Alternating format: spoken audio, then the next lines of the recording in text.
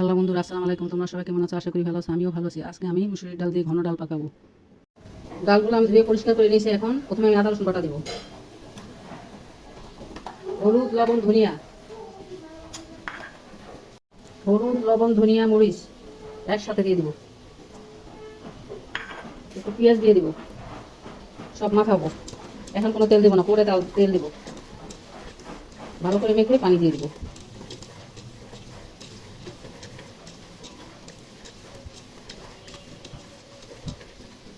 পানি দিয়ে দিব।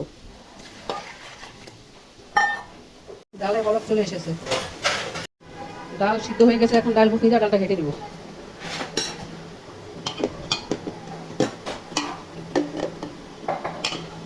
ডাল ঘেটে দিয়েছি, এখন কাঁচামরিচ দিব।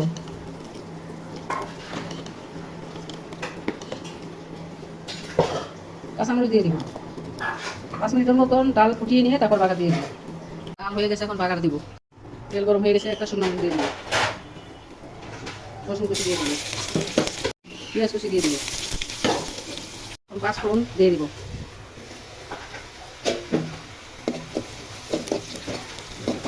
বাদামি রঙ হলে তখন ডাল ঢালে দিব। ডাল হয়ে গেছে, এখন বাগার দিয়ে দিব। ঘন ডাল হয়ে গেল। ঘন ডাল রান্না, ডাল রান্না হয়ে গেছে। রান্নাটা ভালো লাগলে ইউটিউব চ্যানেলটা সাবস্ক্রাইব করো আর ফেসবুক পেজটা ফলো করো। খোদা হাফেজ। Bye bye. নতুন কোনো রান্নার রেসিপি নিয়ে আবার আসবো।